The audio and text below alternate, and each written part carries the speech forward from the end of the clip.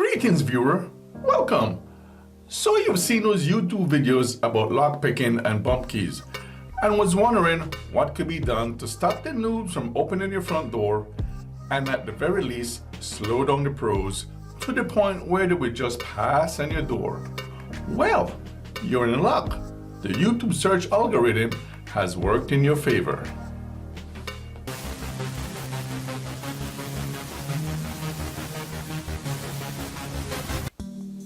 Here we have the A EM-D-Kay entry lock set equipped with Mul-T-Lock MT5 plus cylinder. When I bought this lock off the Mul-T-Lock website, it was labeled as Lever Lockset with Mul-T-Lock MT5 plus cylinder.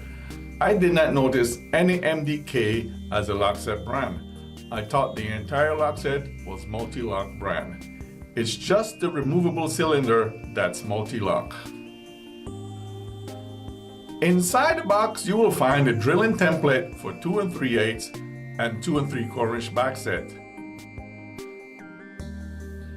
Installation instructions, an assortment of screws and mounting posts or through bolts, the lock body with the MT5 plus core already installed. Inside lever, commercial strike plate, rose cover, inside rose assembly, inside rose plate, a latch for 2 3/4 inch back set. This must be determined at the time of purchase. Push pin tool, rekeying card, which is needed to make a new key, and a key with a do not duplicate label.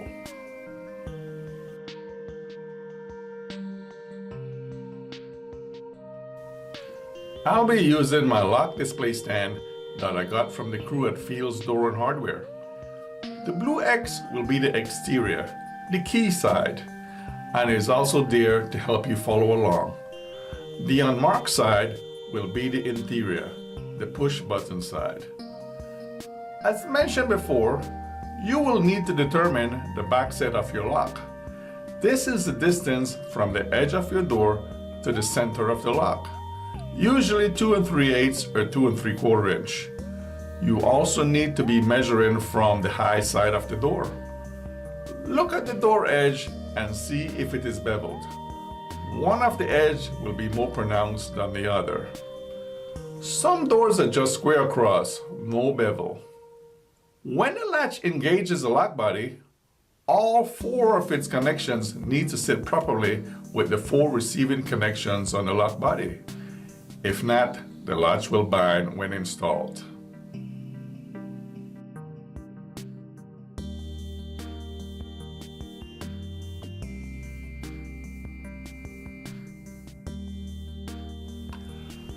The lock body has 2 side prongs that you will need to notch out for.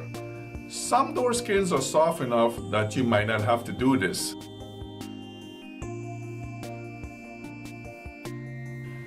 This style of lock can be installed using just the 2 1/8 hole. The upper and lower post hole are optional. I'll be using this hole though. This gives the lock some more durability. Install the latch with the security pin facing the exterior. I'm installing this as a left-hand outswing. If you need to modify for the new latch, use a utility knife instead of a pencil.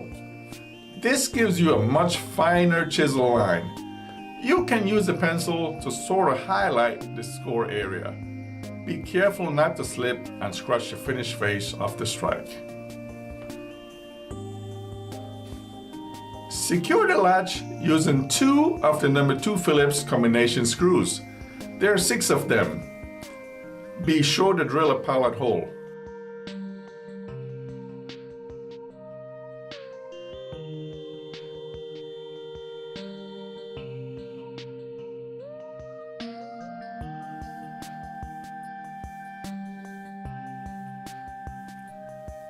Insert the lock body from the outside, making sure to engage all 4 connections. Visually look to make sure turn the handle.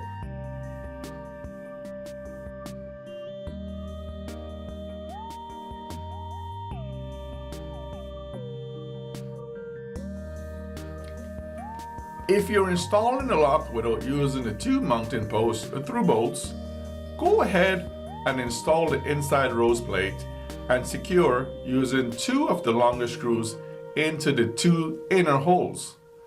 There's 4 of these screws. Next, install the inside rose assembly, making sure the small pin in the center is away from the door edge. Secure this plate using 2 very small screws. There's only 2 of them sent.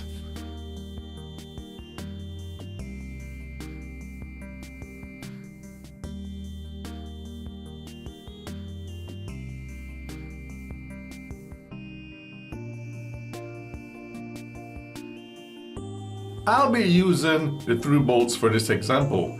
There's 2 of them. They have a T-head of sorts. One goes to the top of the lock, the other at the bottom. Pull back the exterior rose plate as much as you can.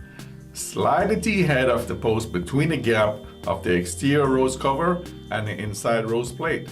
There's a small pocket for the post to sit in. Repeat for the other side.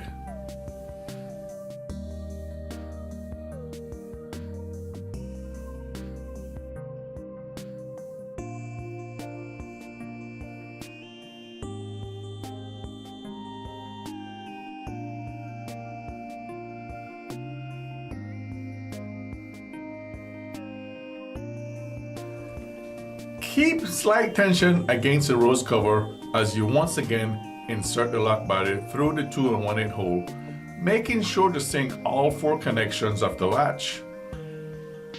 Install the inside rose plate. You might have to make a small notch for the prongs on this too. If you're not sure what 2 screw holes to use, go ahead and place the inside rose assembly into a location. The 2 holes that are hidden are the first 2 holes you secure, which are the 2 inner holes.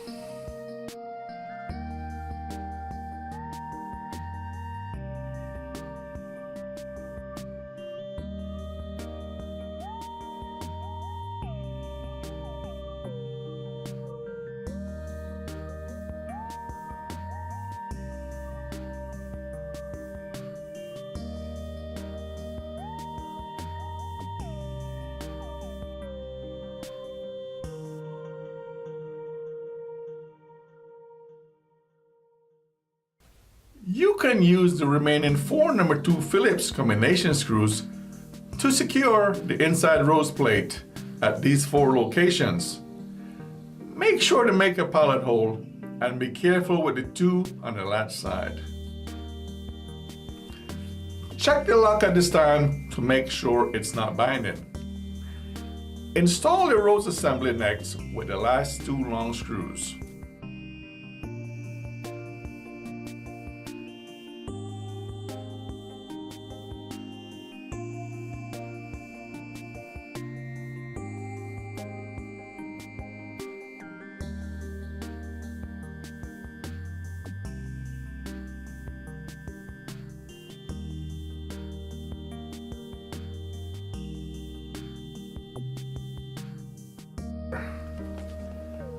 Next, install the rose cover. Make sure the 3 buttons are aligned with the 3 notches on the lock body, then turn 1/4 inch clockwise.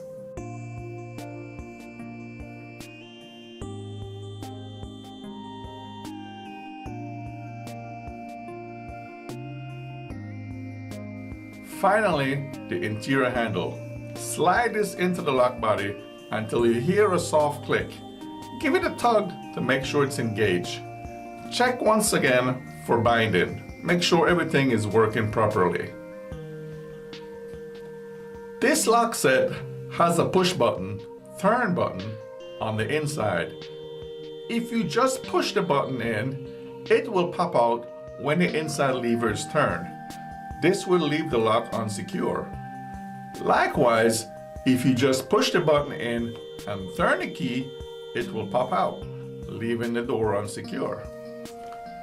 However, If you push the button in and turn it clockwise, it will not pop out when the lever is turned. You can still open the door, but the key side is still secure. You can therefore lock yourself out if you're not careful. If you use the key to open the door, it will retract the latch, but the lock will still be secured.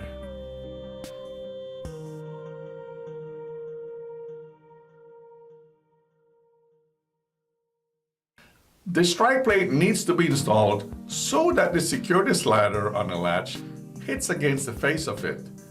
This will prevent the latch from being forced with a tool.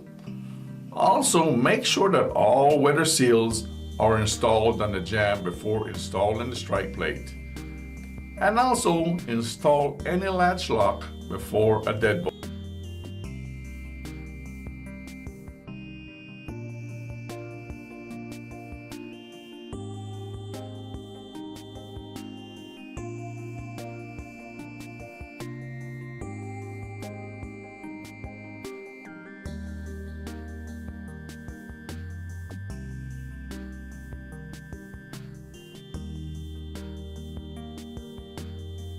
The web specs of this lock indicates that it has a clutch system.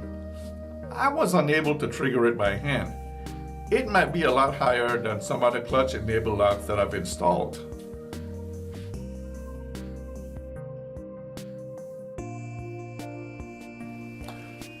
Let's take the lock set apart and look into adjusting the lock for door thickness.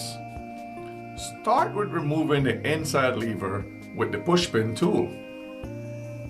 Insert the point into the small hole located on the door side edge of the handle, near the rose cover. Remove the rose cover by turning counterclockwise as you pull away from the door. Next, remove the two outer rose assembly screws and slide off.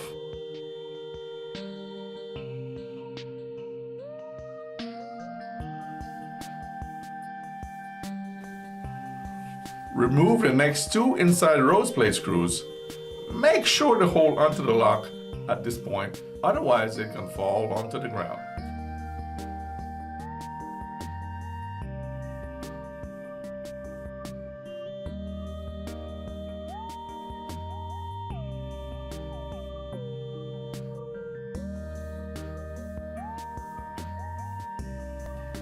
This gap is established by the thickness of your door.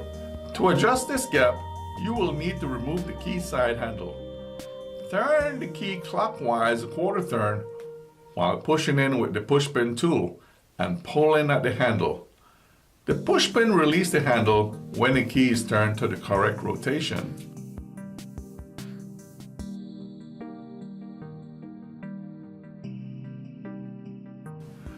Remove the rose cover rose assembly. You can now turn the adjustment plate to set for the proper door thickness.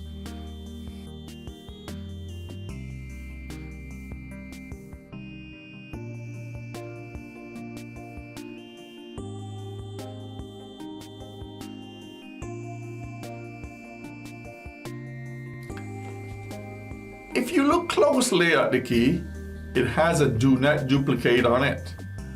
You will need the enclosed magnetic strip card in order to make another key. Keep this card in a very safe and secure location. Some things to be mindful of. It's just the cylinder core that's MT5 Plus related. The lock set was from A EM-D-Kay. Perhaps this is a department of Mul-T-Lock. I'm not sure. You will need to know the correct setback of the door the lock will be installed on. It is not adjustable. If you're getting a lock set and a deadbolt and you want them key the same, you will only get one key for each.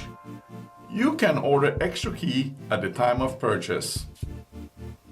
The lock set can be installed either with or without the two through bolts, but I recommend using them for added security and durability. The lock specs on the website indicate that it has a clutch ability, but I was unable to trigger it. I did not notice anything about it in the instructions. Remember to install all weather seals before setting your strike plate and install all latch lock before a deadbolt. Thank you for your time.